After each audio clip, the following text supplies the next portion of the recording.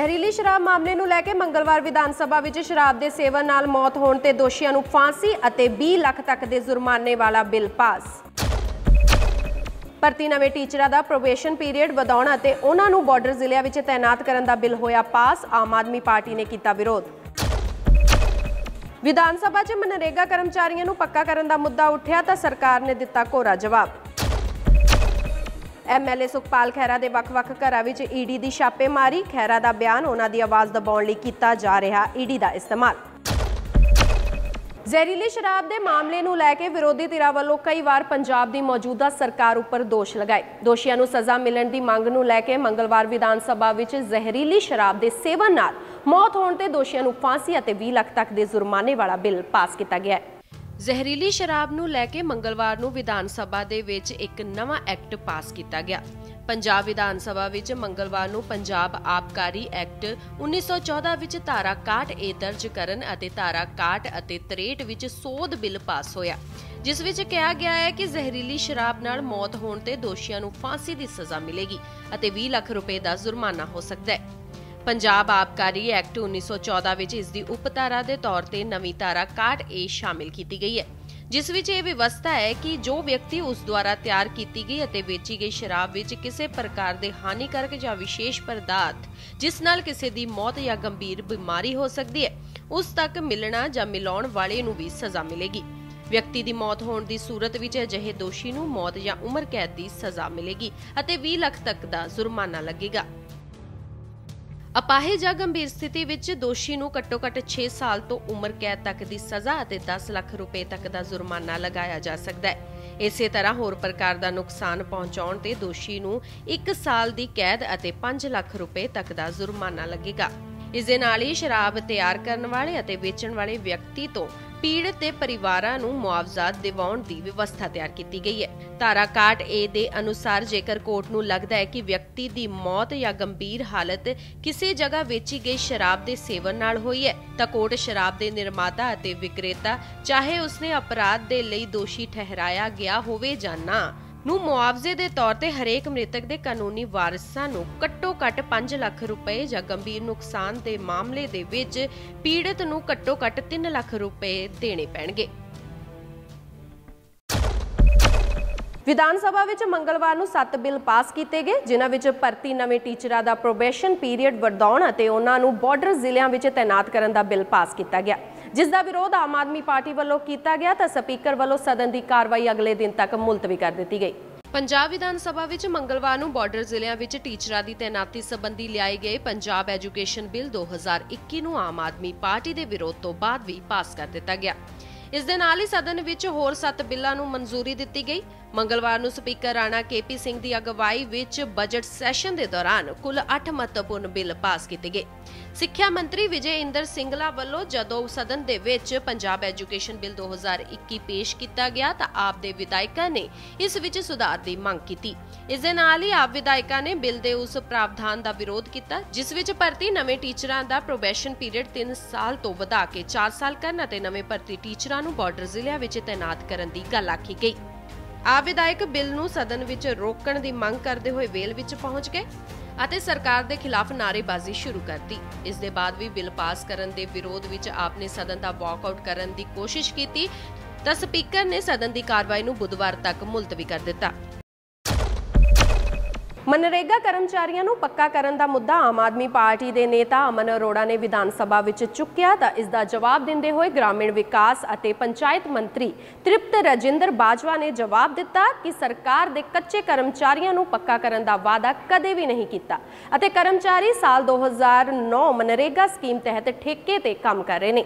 ਪੰਜਾਬ ਵਿਧਾਨ ਸਭਾ ਵਿੱਚ ਮੰਗਲਵਾਰ ਨੂੰ ਪ੍ਰਸ਼ਨ ਕਾਲ ਦੇ ਦੌਰਾਨ ਆਪ ਵਿਧਾਇਕ ਅਮਨ ਅਰੋੜਾ ਦੁਆਰਾ ਪ੍ਰਦੇਸ਼ ਵਿੱਚ ਮਨਰੇਗਾ ਕਰਮਚਾਰੀਆਂ ਨੂੰ ਪੱਕਾ ਕਰਨ ਦੇ ਬਾਰੇ ਵਿੱਚ ਪੁੱਛੇ ਗਏ ਸਵਾਲ ਤੇ ਗ੍ਰਾਮੀਣ ਵਿਕਾਸ ਅਤੇ ਪੰਚਾਇਤ ਮੰਤਰੀ ਤ੍ਰਿਪਤ ਰਾਜਿੰਦਰ ਸਿੰਘ ਬਾਜਵਾ ਨੇ ਸਦਨ ਵਿੱਚ ਜਵਾਬ ਦਿੱਤਾ ਕਿ ਮਨਰੇਗਾ ਸਕੀਮ ਦੇ ਤਹਿਤ ਕਰਮਚਾਰੀ ਸਾਲ 2009 ਦੇ ਠੇਕੇ ਤੇ ਕੱਚੇ ਮੁਲਾਜ਼ਮ ਦੇ ਤੌਰ ਤੇ ਕੰਮ ਕਰ ਰਹੇ ਨੇ ਅਤੇ ਇਹਨਾਂ ਕਰਮਚਾਰੀਆਂ ਨੂੰ ਪੱਕਾ ਕਰਨ ਬਾਰੇ ਸਰਕਾਰ ਨੇ ਕੋਈ ਵਾਅਦਾ ਨਹੀਂ ਕੀਤਾ। ਉਹਨਾਂ ਨੇ ਇਹ ਵੀ ਕਿਹਾ ਕਿ ਮਨਰੇਗਾ ਕਰਮਚਾਰੀਆਂ ਦੁਆਰਾ ਕੀਤੀ ਜਾ ਰਹੀ ਕਲਮ ਛੋੜ ਹੜਤਾਲ ਨੂੰ ਖਤਮ ਕਰਨ ਦੇ ਲਈ ਸਰਕਾਰ ਦੁਆਰਾ ਕਰਮਚਾਰੀਆਂ ਨੂੰ ਪੱਕੇ ਕਰਨ ਦੇ ਬਾਰੇ ਵਿੱਚ ਕੋਈ ਵੀ ਸਹਿਮਤੀ ਨਹੀਂ ਦਿੱਤੀ ਗਈ ਹੈ। ਅਮਨ ਅਰੋੜਾ ਦਾ ਸਵਾਲ ਸੀ ਕਿ ਸੂਬੇ ਵਿੱਚ ਮਨਰੇਗਾ ਕਰਮਚਾਰੀ 12 ਤੋਂ 13 ਸਾਲ ਦੇ ਉੱਤੇ ਠੇਕੇ ਤੇ ਹੀ ਆਪਣਾ ਕੰਮ ਕਰ ਰਹੇ ਨੇ। ਰਾਜ ਸਰਕਾਰ ਨੇ ਉਹਨਾਂ ਨੂੰ ਪੱਕਾ ਕਰਨ ਦਾ ਵਾਅਦਾ ਕੀਤਾ ਸੀ। ਮਨਰੇਗਾ ਕਰਮਚਾਰੀਆਂ ਨੇ 18 ਤੋਂ 30 ਜੂਨ 2020 ਤੱਕ ਕਲਮ ਛੋੜ ਹੜਤਾਲ ਕੀਤੀ ਸੀ, ਜਦੋਂ ਸਰਕਾਰ ਨੇ ਉਹਨਾਂ ਨੂੰ ਪੱਕਾ ਕਰਨ ਦੀ ਸਹਿਮਤੀ ਜਤਾਈ ਸੀ। ਅਮਨ ਅਰੋੜਾ ਦੇ ਇਹਨਾਂ ਸਵਾਲਾਂ ਨੂੰ ਮੰਗਲਵਾਰ ਨੂੰ ਸਦਨ ਵਿੱਚ ਸਰਕਾਰ ਦੁਆਰਾ ਖੰਡਿਤ ਕਰ ਦਿੱਤਾ ਗਿਆ। ਹਲਕਾ ਭੁਲੱਥ ਤੋਂ ਐਮਐਲਏ ਸੁਖਪਾਲ ਸਿੰਘ ਖਹਿਰਾ ਦੇ ਵੱਖ-ਵੱਖ ਘਰਾਂ ਵਿੱਚ ਈਡੀ ਵੱਲੋਂ ਛਾਪੇਮਾਰੀ ਕੀਤੀ ਗਈ। ਦੱਸ ਦਈਏ ਕਿ ਮਨੀ ਲਾਂਡਰੀ ਦੇ ਆਰੋਪ ਤਹਿਤ ਇਹ ਛਾਪੇਮਾਰੀ ਕੀਤੀ ਗਈ ਸੀ। ਰੇਡ ਦੌਰਾਨ ਹੀ ਸੁਖਪਾਲ ਖਹਿਰਾ ਨੇ ਟਵੀਟ ਵੀ ਕੀਤਾ ਅਤੇ ਰੇਡ ਖਤਮ ਹੋਣ ਤੋਂ ਬਾਅਦ ਮੀਡੀਆ ਨਾਲ ਗੱਲਬਾਤ ਕਰਦੇ ਖਹਿਰਾ ਨੇ ਦੱਸਿਆ ਕਿ ਈਡੀ ਨੂੰ ਉਹਨਾਂ ਦੇ ਘਰੋਂ ਕੁਝ ਵੀ ਨਹੀਂ ਮਿਲਿਆ। ਇਹ ਕਿਸਾਨੀ ਸੰਘਰਸ਼ ਦਾ ਸਮਰਥਨ ਕਰਨ ਦੇ ਕਰਕੇ ਕੀਤਾ ਜਾ ਰਿਹਾ ਹੈ। ਇੱਕ ਨਾ ਪੰਜਾਬੀ ਦੀ ਕਹਾਵਤ ਹੈ, ਖੋਦਿਆ ਪਹਾੜ ਤੇ ਨਿਕਲਿਆ ਚੂਹਾ, ਇੱਥੇ ਚੂਹੀ ਵੀ ਨਹੀਂ ਨਿਕਲੀ। ਔਰ ਮੈਂ ਉਸ ਵਾਹਿਗੁਰੂ ਪਰਮਾਤਮਾ ਦਾ ਸ਼ੁਕਰੀਆ ਅਦਾ ਕਰਦਾ ਔਰ ਆਪਣੇ ਸੂਬੇ ਦੇ ਲੋਕਾਂ ਦਾ ਧੰਨਵਾਦ ਕਰਦਾ ਜਿਨ੍ਹਾਂ ਨੇ ਮੇਰੇ 'ਚ ਅੱਜ ਦਾ ਭਰੋਸਾ ਨਹੀਂ ਰੱਖਿਆ। ਇਹ ਜਿਹੜੇ ਇਦਾਂ ਦੇ ਰੇਡ ਨੇ, ਇਹ ਜਿਹੜੇ ਇਦਾਂ ਦੀਆਂ ਗਿੱਦੜ ਭਪਕੀਆਂ ਨੇ ਸਰਕਾਰਾਂ ਦੀਆਂ, ਇਹ ਸਾਡੇ ਤੇ ਮੇਰੇ ਪਿਤਾ ਜੀ ਸਵਰਗਵਾਸੀ ਸਰਦਾਰ ਸੁਖਜਿੰਦਰ ਸਿੰਘ ਜੀ ਤੇ 70 ਦੇ ਦਹਾਕੇ ਦੇ ਚੱਲ ਰਹੇ ਨੇ। ਜਿਹੜੇ ਲੋਕ ਪੁਰਾਣੇ ਇਤਿਹਾਸ ਦੇ ਨਾਲ ਤੇ ਪੰਜਾਬ ਦੀ ਪੋਲਿਟਿਕਸ ਨਾਲ ਜੁੜੇ ਨੇ, ਮੇਰੇ ਪਿਤਾ ਜੀ ਨੂੰ ਐਮਰਜੈਂਸੀ ਦੀ ਜੇਲ੍ਹ 19 ਮਹੀਨੇ ਕੱਟਣੀ ਪਈ ਸੀ ਇਸ ਦੇਸ਼ ਦੀ ਆਜ਼ਾਦੀ ਨੂੰ ਬਰਕਰਾਰ ਰੱਖਣ ਵਾਸਤੇ।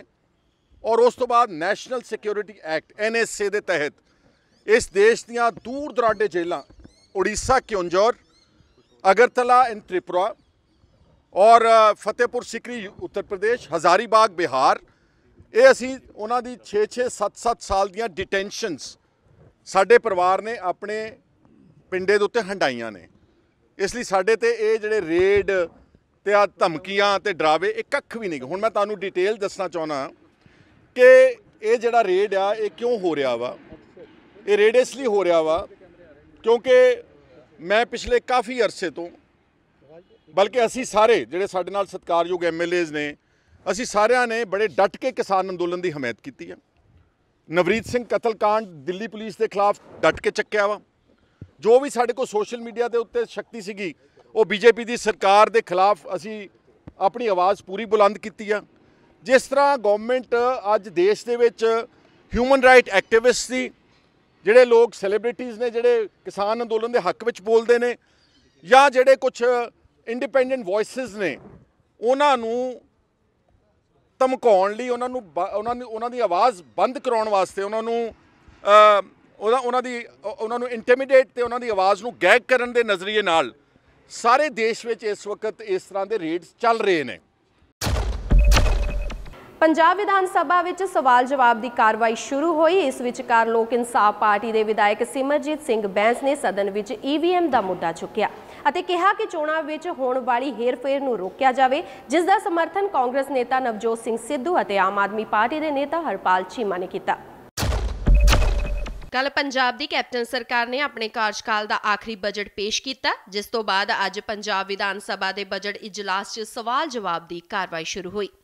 ਇਸ ਵਿਚਕਾਰ ਲੋਕ ਇਨਸਾਫ ਪਾਰਟੀ ਦੇ ਵਿਧਾਇਕ ਸਿਮਰਜੀਤ ਸਿੰਘ ਬੈਂਸ ਨੇ ਕਿਹਾ ਕਿ ਮਹਾਰਾਸ਼ਟਰ ਵਿਧਾਨ ਸਭਾ ਦੇ ਸਪੀਕਰ ਨੇ ਆਰਟੀਕਲ 388 ਤਹਿਤ ਕਮੇਟੀ ਦਾ ਗਠਨ ਕਰਕੇ ਵੋਟਾਂ EVMs ਦੀਆਂ ਬੈਲਟ ਪੇਪਰ ਰਾਹੀਂ ਕਰਵਾਉਣ ਸੰਬੰਧੀ ਮੈਂਬਰਾਂ ਦੀ ਰਾਏ ਮੰਗੀ ਹੈ, ਜਿਸ ਦੇ ਚਲਦੇ ਸਾਨੂੰ ਸਦਨ 'ਚ ਅਜਿਹੀ ਪ੍ਰਕਿਰਿਆ ਲਿਆਉਣੀ ਚਾਹੀਦੀ ਹੈ ਤਾਂ ਜੋ EVM ਰਾਹੀਂ ਵੋਟਾਂ 'ਚ ਗੜਬੜੀ ਨੂੰ ਰੋਕਿਆ ਜਾ ਸਕੇ। ਇਸ ਤੋਂ ਪਹਿਲਾਂ ਵਿਧਾਨ ਸਭਾ ਦੇ ਬਾਹਰ ਸ਼੍ਰੋਮਣੀ ਅਕਾਲੀ ਦਲ ਦੇ ਸੀਨੀਅਰ ਆਗੂ ਬਿਕਰਮ ਸਿੰਘ ਮਜੀਠੀਆ ਨੇ ਕਿਹਾ ਕਿ ਵਿੱਤ ਮੰਤਰੀ ਮਨਪ੍ਰੀਤ ਸਿੰਘ ਬਾਦਲ ਨੇ ਪੰਜਾਬ ਬਜਟ 2021 ਤੇ 22 'ਚ ਆਪਣੀ ਸਰਕਾਰ ਦੇ ਪੁਰਾਣੇ ਤੇ ਨਾ ਪੂਰੇ ਹੋਣ ਵਾਲੇ ਵਾਅਦੇ ਪੇਸ਼ ਕੀਤੇ ਨੇ।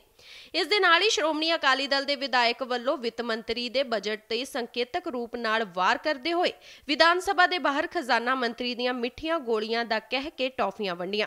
ਉਧਰ ਆਮ ਆਦਮੀ ਪਾਰਟੀ ਦੇ ਵਿਧਾਇਕਾਂ ਵੱਲੋਂ ਸਿਰਾਂ ਉੱਪਰ ਕਾਂਗਰਸ ਸਰਕਾਰ ਦੇ ਝੂਠੇ ਵਾਅਦਿਆਂ ਦੀਆਂ ਗੱਠੜੀਆਂ ਚੁੱਕ ਕੇ ਪ੍ਰਦਰਸ਼ਨ ਕੀਤਾ। ਵਿਧਾਨ ਸਭਾ ਵਿੱਚ ਬਿਕਰਮ ਮਜੀਠੀਆ ਤੇ ਨਵਜੋਤ ਸਿੰਘ ਸਿੱਧੂ ਆਮੋ ਸਾਹਮਣੇ ਹੋਏ, ਜਿੱਥੇ ਮਜੀਠੀਆ ਨੇ ਸ਼ਾਇਰਾਨਾ ਅੰਦਾਜ਼ 'ਚ ਪੰਜਾਬ ਸਰਕਾਰ ਤੇ ਤੰਜ ਕੱਸਣੇ ਸ਼ੁਰੂ ਕਰ ਦਿੱਤੇ।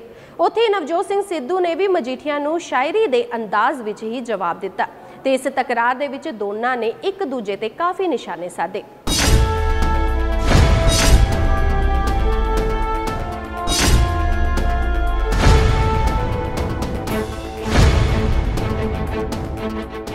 ਅੱਜ ਵਿਧਾਨ ਸਭਾ 'ਚ ਇੱਕ ਵਾਰ ਫਿਰ ਬਿਕਰਮ ਮਜੀਠੀਆ ਤੇ ਨਵਜੋਤ ਸਿੱਧੂ ਆਮੋ ਸਾਹਮਣੇ ਹੋ ਗਏ।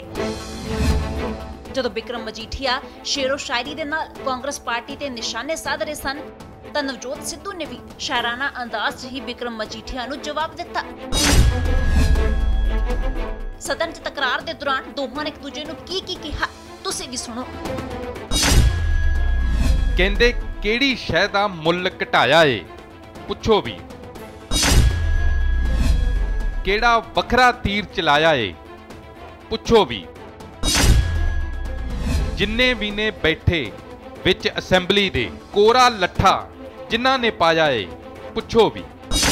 ਜਿੰਨੇ ਤੁਹਾਨੂੰ ਦਿੱਤੇ ਫੁੱਲ ਬਹਾਰਾਂ ਦੇ ਸਾਡੇ ਵਿਹੜੇ ਕਿਉਂ ਨਾ ਆਇਆ, ਪੁੱਛੋ ਵੀ। ਸਾਡੇ ਨਾਂ ਤੇ ਕਰਜ਼ਾ ਜਿਹੜੇ ਲੈਂਦੇ ਨੇ ਕਿੱਥੇ ਜਾਂਦਾ ਉਹ ਸਰਮਾਇਆ, ਪੁੱਛੋ ਵੀ। ਆਪਣੇ ਸੂਟਾਂ ਵੱਲ ਵੇਖੀ ਜਾਂਦੇ ਹੋ ਮੈਂ ਕਿਉਂ ਪਾਟਾ ਕੁੜਤਾ ਪਾਇਆ, ਪੁੱਛੋ ਵੀ। ਸਾਈਕਲ ਵਾਲੇ ਬਣ ਗਏ ਵਾਰਿਸ ਪਜੈਰੋ ਦੇ ਇੰਨਾ ਪੈਸਾ ਕਿੱਥੋਂ ਆਇਆ, ਪੁੱਛੋ ਵੀ। ਅਸਾਂ ਤਾਂ ਚੁੱਕ ਬਿਠਾਇਆ ਬਾਬਾ ਕੁਰਸੀ ਤੇ ਇਹਨੇ ਸਾਨੂੰ ਕਿਹਾ ਪਰਾਇਆ, ਪੁੱਛੋ ਵੀ। ਅਕਾਲੀ ਦਲ ਕੋਲ ਇੰਨਾ ਪੈਸਾ ਕਿੱਥੋਂ ਆਇਆ, ਪੁੱਛੋ ਵੀ। ਹਰੀ ਕੁਆਲਸ ਹੁੰਦੀ ਸੀ ਹੁਣ 10 ਰੇਂਜ ਰੋਵਰਾਂ ਕਿੱਥੋਂ ਆਈਆਂ, ਪੁੱਛੋ ਵੀ। 4 ਬੱਸਾਂ ਤੋਂ ਬਾਅਦ ਸੈਂਕੜੇ ਬੱਸਾਂ ਕਿੱਥੋਂ ਆਈਆਂ, ਪੁੱਛੋ ਵੀ। ਸੁਖ ਵਿਲਾ ਹੋਟਲ ਕਿੱਥੋਂ ਆਇਆ, ਪੁੱਛੋ ਵੀ। ਚਲੋ ਸ਼ੁਕਰ ਆ ਸੁੱਤੇ ਹੋਏ ਵਿਧਾਇਕ ਵੀ ਬੋਲ ਪਏ। ਇਸ ਤਕਰਾਰ ਦੇ ਬਾਅਦ ਮਜੀਠੀਆ ਕਿਉਂ ਚੁੱਪ ਹੋ ਗਏ, ਇਸ ਦਾ ਜਵਾਬ ਉਹਨਾਂ ਨੇ ਬਾਹਰ ਆ ਕੇ ਕੁਝ ਇਸ ਤਰ੍ਹਾਂ ਦਿੱਤਾ। ਹੁਣ ਇਹ ਬੜੀ ਚੰਗੀ ਗੱਲ, ਮੈਂ ਇਹ ਗੱਲ ਦਾ ਨਾ ਉੱਥੇ ਤਾਂ ਜ਼ਿਆਦਾ ਜਵਾਬ ਨਹੀਂ ਦਿੱਤਾ ਕਿਉਂਕਿ ਇਹ ਚਾਹੁੰਦੇ ਸੀ ਕਿ ਸਾਡੀ ਇਹ ਕੱਪੜੇ ਲਾਈ ਜਾਂਦਾ, ਲੋਕਾਂ ਦੇ ਸਵਾਲ ਜਿਹੜੇ ਨੇ ਉਹ ਪੁੱਛੀ ਜਾਂਦਾ। ਉਹ ਚਾਹੁੰਦਾ ਸੀ ਕਿ ਮੈਂ ਉਹਦੇ ਨਾਲ ਸੱਜੇ ਖੱਬੇ ਉਲਝਣਾ, ਜਿਹਦਾ ਆਪ ਦਾ ਕੋਈ ਸਟੈਂਡ ਨਹੀਂ, ਜਿਹੜਾ ਆਪ ਰੋਜ਼ ਭਾਪਾ ਬਦਲੇ, ਉਹਦਾ ਮੈਂ ਕੀ ਕਹਿਣਾ। ਬਾਕੀ ਜੇ ਉਹਨੂੰ ਹੈ ਇਨਕਮ ਟੈਕਸ ਦਾ, ਜੇ ਉਹ ਇੱਕ ਡਰਾਈ ਕਲੀਨਿੰਗ ਦੇ ਪਤਾ ਨਹੀਂ ਕਿੰਨੇ ਕਿੰਨੇ ਦੇ ਬਿੱਲ ਬਣਾ ਜਾਂਦਾ, ਉਹਨੂੰ ਕੀ ਕਹਿ ਰਿਹਾ ਕੀ ਨਹੀਂ ਕਹਿ ਰਿਹਾ, ਉਹ ਤਾਂ ਕਪਤਾਨ ਨਹੀਂ ਸੁਣਦਾ, ਮੈਂ ਕੀ ਸੁਣਦਾ। ਮਜੀਠੀਆ ਜੀ ਹਰੇਕ ਵਾਰੀ ਹਲੇ ਤਾਂ ਉਹਦਾ ਆਪ ਦਾ ਨਹੀਂ ਪਤਾ ਉਹਦਾ ਬੱਸ ਸਟਾਪ ਕਿਹੜਾ, ਹੁਣ ਕਿਹੜਾ ਨੂੰ ਨਵਾਂ ਭਾਪਾ ਬਣਾਉਣਾ। ਹਰੇਕ ਵਾਰੀ 31000 ਕਰੋੜ ਦਾ ਜਿਹੜਾ। ਫਿਲਹਾਲ ਇਹ ਦੋਵੇਂ ਲੀਡਰ ਅਕਸਰ ਇੱਕ ਦੂਜੇ ਦੇ ਉੱਪਰ ਵਾਰ ਪਲਟਵਾਰ ਕਰਦੇ ਦਿਖਦੇ ਨੇ, ਪਰ ਅੱਜ ਲੰਮੇ ਸਮੇਂ ਬਾਅਦ ਜਦੋਂ ਇਹ ਵਿਧਾਨ ਸਭਾ 'ਚ ਆਮੋ ਸਾਹਮਣੇ ਆਏ ਤਾਂ ਮੁੜ ਤਕਰਾਰ ਦਿਖਾਈ ਦਿੱਤੀ, ਜਿਸ ਦਾ ਅੰਦਾਜ਼ ਅੱਜ ਕੁਝ ਹਟ ਕੇ ਸੀ। FCI ਵੱਲੋਂ ਕਿਸਾਨਾਂ ਨੂੰ ਸਿੱਧੀ ਅਦਾਇਗੀ ਦੇ ਮੁੱਦੇ ਨੂੰ ਸੰਸਦ ਮੈਂਬਰ ਹਰਸਿਮਰਤ ਕੌਰ ਬਾਦਲ ਨੇ ਲੋਕ ਸਭਾ ਵਿੱਚ ਚੁੱਕਿਆ। ਸਰਕਾਰ ਦੇ ਇਸ ਫੈਸਲੇ ਦਾ ਹਰਸਿਮਰਤ ਬਾਦਲ ਨੇ ਵਿਰੋਧ ਕਰਦੇ ਕਿਹਾ ਕਿ ਆੜ੍ਹਤੀਆਂ ਨੂੰ ਕਿਸਾਨਾਂ ਦੇ ਸਮਰਥਨ ਵਿੱਚ ਆਉਣ ਦੀ ਸਜ਼ਾ ਮਿਲ ਰਹੀ ਹੈ। ਜਾਣਕਾਰੀ ਮੁਤਾਬਕ ਕੇਂਦਰ ਦੇ ਫੈਸਲੇ ਤੋਂ ਬਾਅਦ FCI ਨੇ ਪੰਜਾਬ ਦੇ ਫੂਡ ਐਂਡ ਸਿਵਲ ਸਪਲਾਈ ਵਿਭਾਗ ਤੋਂ ਕਿਸਾਨਾਂ ਦਾ ਲੈਂਡ ਰਿਕਾਰਡ ਮੰਗਿਆ।